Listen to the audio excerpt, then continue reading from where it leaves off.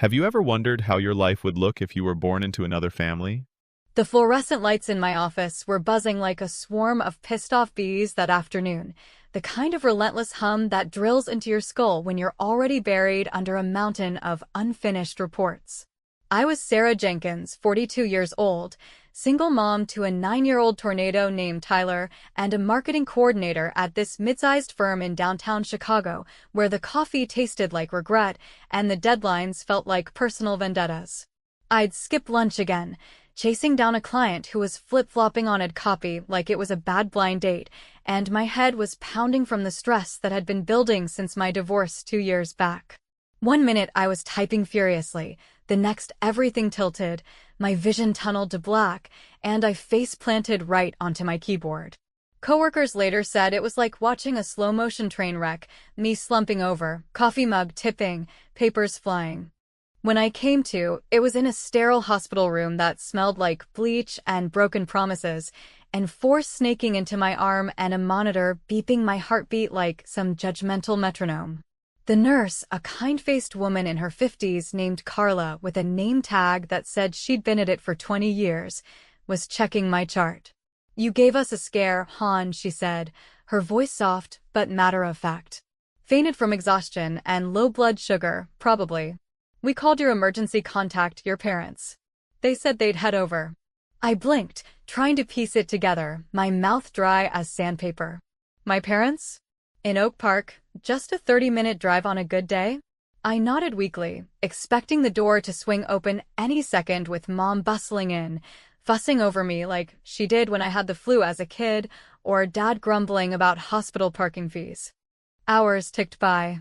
Carla popped in once, then twice, her smiles getting tighter each time.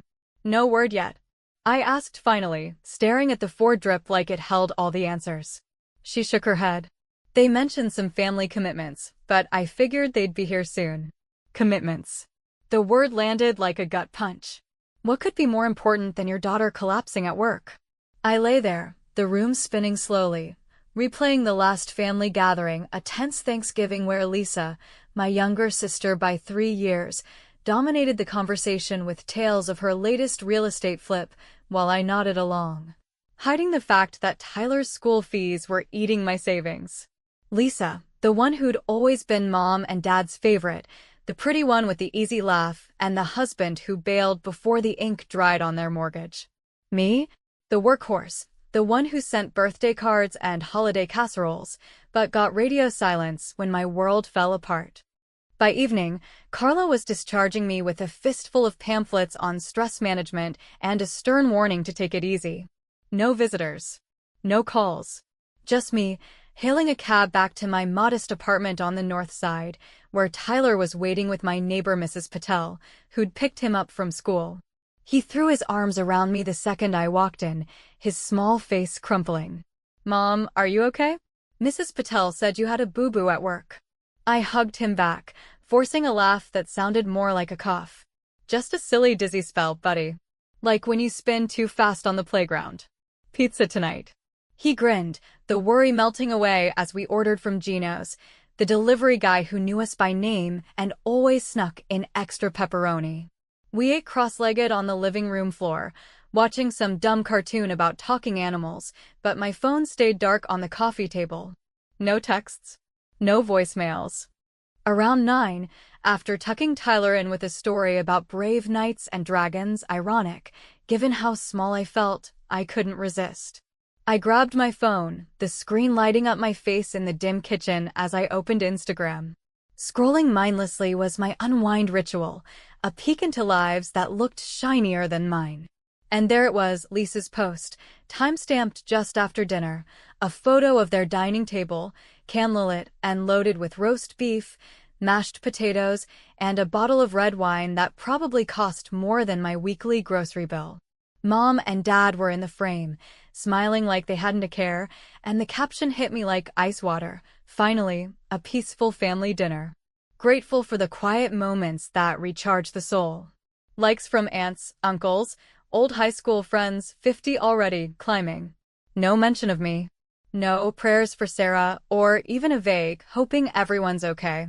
Just this polished slice of domestic bliss, as if my collapse was the pesky interruption they'd all been waiting to shoo away. I stood there, frozen by the fridge light, the hum of the apartment's ancient unit the only sound. Peaceful? Without me? It wasn't the first time I'd felt like the odd one out. Growing up, Lisa got the dance lessons, the designer jeans for back to school, while I mowed lawns to buy my own sneakers. But this? This was a new low, broadcasting their indifference like it was a virtue. Part of me wanted to fire off a comment, something sharp like, "Must be nice to dine in peace after ditching your sister in the ER," but I stopped. My fingers hovered, then dropped. No. Silence was better. Let it fester, let them wonder why I wasn't blowing up their phones with demands. I closed the app, poured a glass of tap water that tasted metallic, and headed to bed, the weight of the day settling in my bones. The next few days blurred into a fog of forced rest. I called in sick to work, binge-watching old sitcoms with Tyler during his school break, laughing at canned jokes about in-law troubles that hit too close to home. My phone buzzed sporadically, work check-ins from my boss Mark, a sweet text from Mrs. Patel about meal trains, but nothing from the Jenkins clan. I told myself it was fine, that I didn't need their pity parade, but the quiet gnawed at me. On the fourth morning, as I nursed a cup of instant coffee and packed Tyler's lunch, peanut butter sandwich, apple slices, note saying, "You're my hero," the notifications finally hit. Dozens of missed calls lighting up the screen, 5 from Mom, 8 from Dad, even 2 from Lisa's number. Voicemails I didn't play, texts piling up like unread junk mail. And the last one, from Dad, simple and stark, "Call me. It's urgent." I stared at it, heart racing in a way that had nothing to do with my episode at work. Urgent now? After the ghosting, the post that twisted the knife? A slow smile tugged at my lips, not happy, but empowered, the kind that comes from seeing the game board clearly for once. I took a deep breath, thumb sliding over the block button without a second thought. Whatever it was, they could handle it without me. For the first time in years, the silence felt like mine to wield.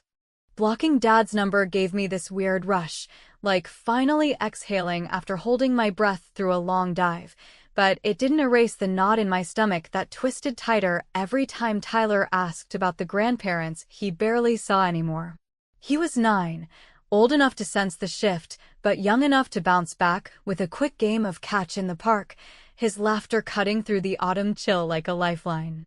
I kept busy that week, dipping back into work on light duty, answering emails from my home office setup, a folding table crammed into the corner of our living room that doubled as Tyler's Lego station.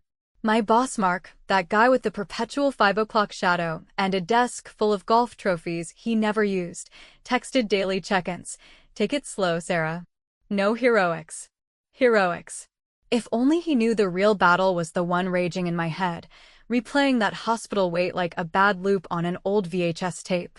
Nights were the worst, when the apartment quieted down and my mind wandered to the family house in Oak Park, the one with the creaky porch swing where Mom used to read us stories before Lisa decided fairy tales were for babies and switched to teen magazines.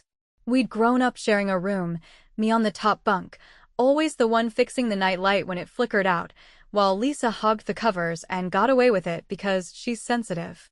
Sensitive. That word covered a lot, her tears at school plays that earned her sympathy ice cream, the way Dad would cut her slack on chores while I scrubbed the garage alone. After college, when I moved to the city for a job that paid actual bills, the distance grew, but so did the one-sided calls, me checking in on Mom's knee surgery, wiring cash when Dad's retirement checks fell short. Even flying home for Lisa's wedding shower, despite the custody hearing hanging over me like a storm cloud. And what did I get? Silence when my ex cleaned out our joint account and left me scrambling for a lawyer. By Friday, the missed calls had piled up to 20, voicemails I deleted without listening, texts from Mom's number pleading, "Talk to us, honey," that I archived unread. Part of me itched to respond, to demand why they'd bailed, but the other part, the one that had raised Tyler Solo through fevers and field trips, knew better. Let them stew. Instead, I focused on small wins, enrolling Tyler in that after-school robotics club he'd been eyeing, the one that cost a chunk but lit up his face like Christmas. We celebrated with burgers from the drive-thru, grease dripping and glorious, him chattering about building robots that could zap bad guys, me nodding along with a half smile, wondering if my own family zappers were finally realizing the zap. Monday brought me back to the office full-time, the elevator dinging like a reluctant alarm as I stepped into the familiar chaos of ringing phones and printer jams. Mark cornered me in the break room over vending machine coffee that tasted like it had been brewed in a sock. "You look better," he said, stirring in 3 sugars. "Family sort things out?" I shrugged, grabbing a granola bar to avoid the full story. "Not really. More like radio silence turned into a family tradition." He chuckled, that deep rumble from years of chain smoking before he quit, and leaned against the counter. "Sounds like my clan. Sister's the queen bee posts all that Instagram perfection, but last reunion, she confessed to hiding an old family beef over Dad's will. Had these photo albums where faces were scribbled out, like some bad spy novel. Made me wonder what skeletons they buried." His words landed casual, but they hooked into me sharp, stirring memories of our own faded pictures in the attic, Lisa always front and center, me blurred in the background. Was there more to her peaceful dinner than just skipping me? The sea took root that afternoon, buried under spreadsheets, but by lunch the next day I caved. From my phone in the ladies' room stall, privacy being a luxury, I pulled up the family Facebook group, the one Aunt Rita administered with her nosy efficiency. Lisa's post had been shared there, comments neutral until now. I typed a quick reply, not tagging her directly. "Peaceful dinners sound nice. Wish someone had mentioned the hospital mix-up, could have joined for dessert." No accusations, just a nudge that let the relatives connect dots. Within minutes, like shifted, a cousin chimed in with, "Wait, Sarah, what happened?" And Aunt Rita dropped a heart emoji that felt like solidarity. Petty? Maybe, but seeing Lisa's profile go quiet, no new posts, gave me a sly grin as I flushed and washed up. It was exposure without explosion, a witty jab that poked her balloon without popping it entirely, and imagining her refreshing the page, face heating up, almost made the fluorescent hum bearable. That evening, after picking Tyler up from robotics, his hands smudged with marker from sketching circuit boards, we settled into routine. Homework at the kitchen table, me quizzing him on multiplication while stirring mac and cheese on the stove. The scent filled the air, comforting and cheesy, a far cry from Lisa's gourmet spreads.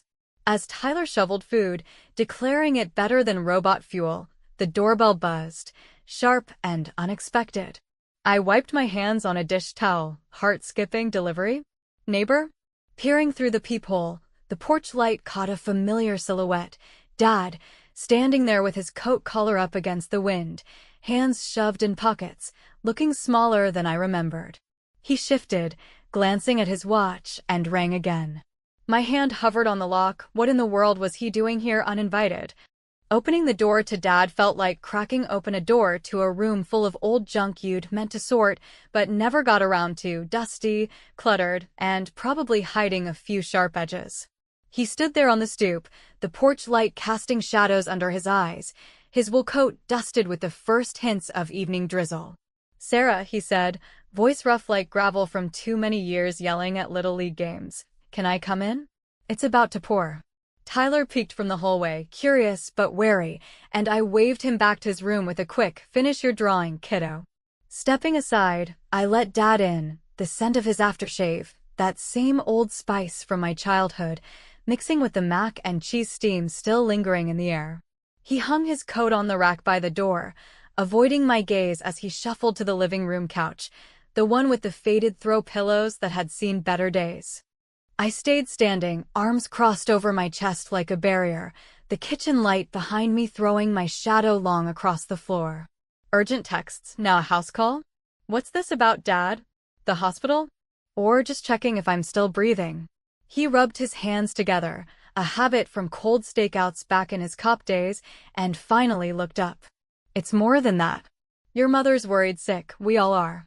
Lisa showed me that Facebook thing you posted. Said it was twisting the knife." "Twisting the knife?" I almost snorted, biting back a laugh that would have been more bitter than funny. Here he was, acting like the victim after leaving me high and dry in that ER bed. Carla's awkward updates the only company I had. Worried? Funny, no one seemed worried enough to show up. Or even call. But Lisa's dinner? That was priority. His face tightened, the lines deeper than I remembered, and he pulled a crumpled tissue from his pocket, dabbing at nothing in particular. We talked, or rather, he talked, me listening with that practiced patience I'd honed raising Tyler through tantrums and teething. Turns out, the urgent tied back to Grandpa Jenkins, the hardware store owner who'd passed 10 years ago, leaving behind a modest trust that was supposed to tide the family through rough patches. Lisa's been managing it since your divorce, Dad explained, words tumbling out like he'd rehearsed them. She's good with numbers, you know that. But lately, things don't add up, some withdrawals for her business that Mom swears were loans, but the statements. He trailed off, fishing his phone from his pocket and scrolling to a banking app screenshot, blurry numbers that screamed discrepancies. My stomach flipped. Lisa, with her yoga retreats and leased BMW, dipping into family money? It explained the glow-up after my ex skipped town, why she'd gone radio silent when I needed help with Tyler's medical bills last winter. Why tell me now? I pressed, sinking into the armchair across from him, the springs creaking like my resolve. Because you're the steady one, Sarah. Always have been. Lisa's, she's got her issues, but we thought keeping it from you would protect the peace. Protect the peace. There it was again, that family code for sweeping dirt under the rug while I mopped up the spills. As Tyler's laughter filtered from his room, some cartoon blaring, he dropped the real hook, a sealed envelope from Grandpa, tucked away in the attic for years, addressed to me. Lisa found it cleaning out the lake house last month. Says it's just old letters, nothing big, but your mom. She doesn't want it opened. Afraid it'll stir things. Stir things? My mind raced to those summer visits, Grandpa winking as he slipped me fishing lures, calling me his little anchor while Lisa chased butterflies and whined about sunburn. Had there been more? An inheritance slice meant for the reliable granddaughter, not the show pony? The uncertainty clawed at me, opening it could blow up the fragile balance I'd built for Tyler, expose him to their drama shows and court dates, but ignoring it meant letting Lisa's narrative stand, me forever the afterthought. Dad promised to bring it over soon, his eyes pleading for a truce. Call your sister. Clear the air before it gets ugly. I nodded, seeing him. Out into the rain-slicked night, the door clicking shut like a period at the end of a tense sentence. Alone, I paced the kitchen, the linoleum cool under my socks, weighing the dilemma like a scale tipping back and forth. Tyler needed stability, school, friends, not this ghost from the past, but the fire in my gut demanded answers. Grabbing my phone, I texted Aunt Rita, the family busybody who'd always had my back with quiet casseroles after the divorce. Dad just left. Mentioned Grandpa's trust and a letter for me. Anything off in the old photos, like hidden stuff? It was a calculated leak, subtle enough to ripple without a flood, aimed at Lisa's perfect facade. Her reply buzzed back fast. Oh honey, the albums are full of crossed-out bits. Call tomorrow, stories to tell. Smirking into the dark, I pictured Lisa scrolling notifications, her peaceful world cracking just a hair.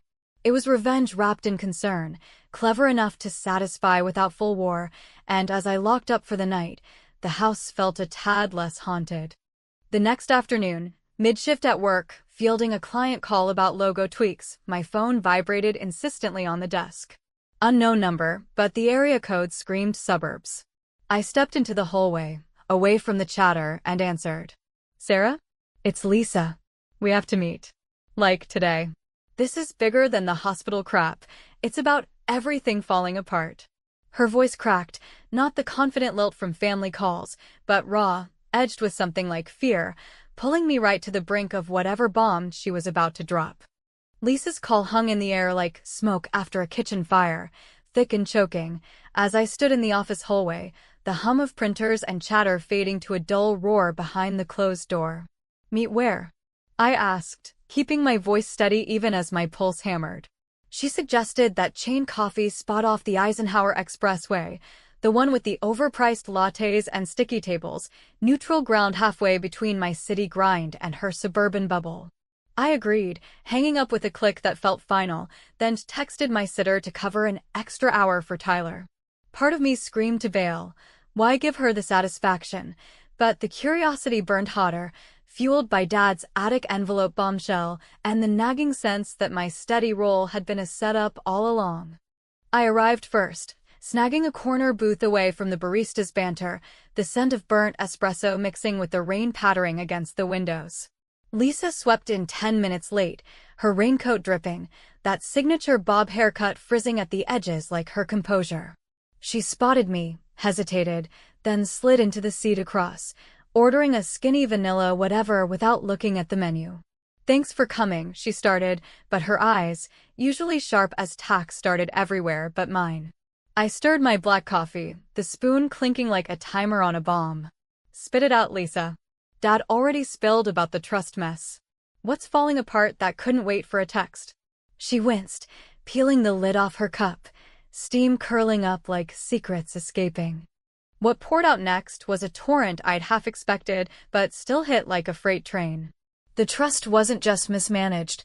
Grandpa had structured it with strings, favoring her because, in his words from some old note, she was the face of the family, the one who'd stay local, charm the community, keep the Jenkins name shiny after his store folded. Me?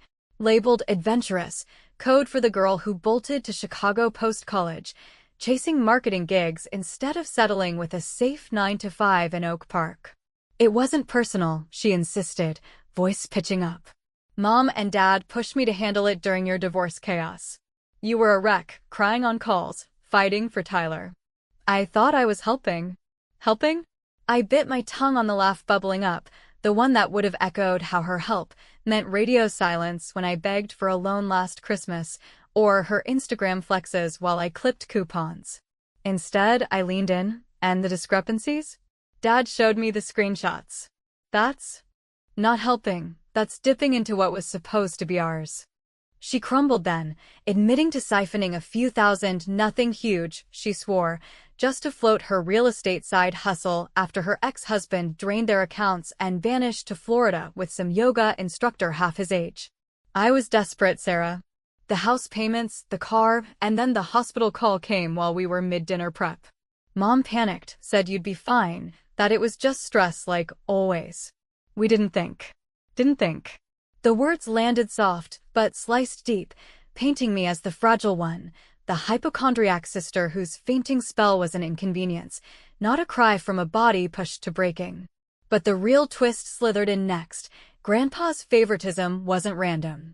Turns out, there was a hidden sibling rivalry baked into the family lore. Our great-aunt Evelyn, Grandpa's sister, cut out of the wool decades ago for marrying beneath her station to a factory worker, her kids, our cousins twice removed, left scraping by. Lisa had dug up letters proving. Mom knew, even coached Grandpa to tilt the trust our way to balance the scales, making Lisa the golden fix while I got scraps. It explained the cropped photos Dad mentioned, the way holidays always circled back to Lisa's wins. Our family wasn't broken, it was rigged, a house of cards built on who played the victim best. I sat there, coffee gone cold, the dilemma churning like bad takeout. Dig deeper and I'd unearth enough to demand my share, maybe even that envelope's contents. But at what cost? Tyler's world was small and safe. School plays, pizza nights, no drama queens crashing the gate. Exposing this could drag us into audits, arguments, maybe even lose me work focus if the fallout hit my reviews. Yet walking away meant validating their script, me forever the overlooked anchor sinking alone. Lisa reached across, her hand hovering. "Help me fix it? Cover for the withdrawals, and I'll split whatever's left. For old time's sake." Old times, the shared bedroom giggles, the joint schemes against curfew, or the times she let me take the fall for her shoplifted lipstick in high school. I pulled back, mind racing to a play. "How about a family dinner instead? Your place this weekend.